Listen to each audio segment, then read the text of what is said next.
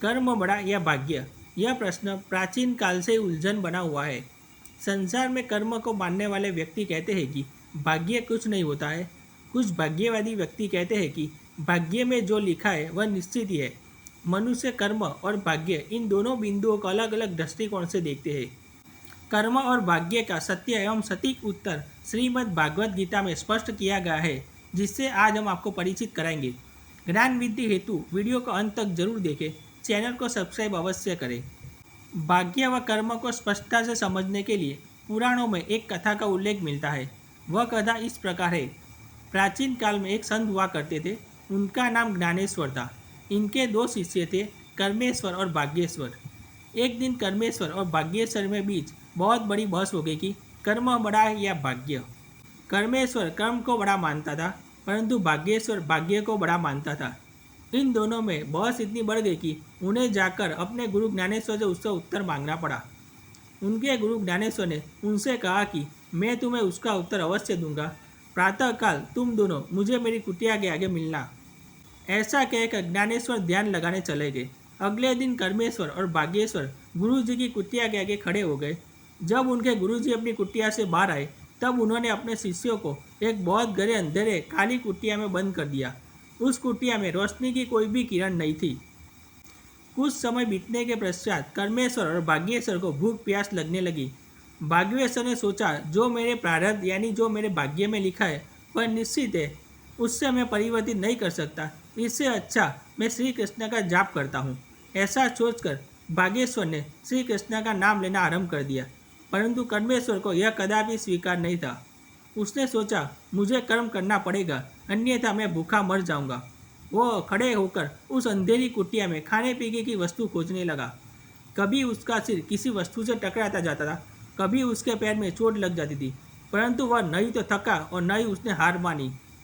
बहुत प्रयत्न करने के पश्चात उसे एक मटका मिला। जब उसने मटके के अंदर हाथ डाला तो मटके में उसे चने मिले। कर्मेश्वर चनों को पाकर इतना प्रसन्न हुआ कि उसकी प्रसन्नता का कोई ठिकाना नहीं था। फिर वह वहाँ बैठकर उन चनों को खाने लगा। चने खाते खाते कभी उसके मुंह में कुछ कंकर आ जाते थे। वह उन कंकरों को भाग्येश्वर को दे दिया करता था।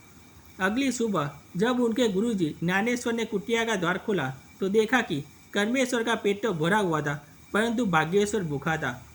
कुटिया का द्वार खुलने के कारण जब कुटिया में रोशनी हुई, तब कर्मेश्वर आश्चर्यचकित रह गया। कर्मेश्वर भाग्येश्वर को जो कंकर समझ के दे रहा था वह कंकर नहीं था, परंतु हीरे थे। इस कथा का अर्थ और निष्कर्ष हर व्यक्ति के लिए अलग अलग हो सकता है। अब हम आपको बताएंगे कि कर्म बड़ा है या भाग्य। वास्तव में सत्य तो है कि दोनों एक दूसरे से संबंधित है। दोनों में से कोई भी न छोटा है न ही बड़ा। अगर आप अच्छे कर्म नहीं करेंगे तो परिणाम स्वरूप आपका भाग्य भी आपका साथ नहीं देगा, और अगर आपका भाग्य अच्छा नहीं हो तो आप कर्म भी ठीक से नहीं कर पाएंगे। श्रीमद् भागवत गीता के 3रे अध्याय में 8वें श्लोक में भगवान श्री कृष्ण अर्जुन से कहते हैं, आप नित्य कर्म करें, क्योंकि कर्म न करने की अपेक्षा कर्म करना श्रेष्ठ है। कर्म के बिना तो शरीर का निर्वाह भी नहीं हो सकता।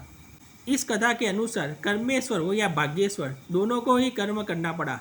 एक ने खाने की खोज की तो दूसरे ने श्री कृष्ण नाम की साधना। कर्म करने से कोई मुंह नहीं मोड़ सकता, और अगर आपने कर्म किया तो उसका फल आपको अवश्य ही मिलेगा। अब बहुत से व्यक्ति यह भी कहेंगे कि भाग्येश्वर को इतना बड़ा फल क्यों मिला। इससे संबंधित भी भगवान ने कहा है, संपूर्ण धर्मों अर्थात संपूर्ण कर्तव्य कर्मों के आश्चर्य को छोड़कर तू केवल मेरी शरण में आ जा, मैं तुझे सभी पापों से मुक्त कर दूंगा, चिंता मत कर। अब हम इस प्रस्तुति के मूल को जानते हैं। कर्म या भाग्य में से कोई भी छोटा या बड़ा नहीं होता। भाग्य लोहे के समान है। जहाँ कर्म रूपी चुंबक होता है वहीं भाग्य खींचा जाता है। वास्तव में भाग्य हमारे कर्मों का ही परिणाम है। अनुकूल कर्म किए जाए तो भाग्य को अपनी ओर मोड़ा जा सकता है, परंतु भाग्य के सहारे बैठकर कर्मों से दूरी बना लेना ही पराजय, दुख और परेशानियों का कारण बनता है। आज के लिए केवल इतना ही। हम आशा करते हैं कि हमारी प्रस्तुति आपको पसंद आई होगी। अपने विचार अभिव्यक्त करने के लिए कमेंट करें, वीडियो को शेयर करें और चैनल को सब्सक्राइब करें। धन्यवाद।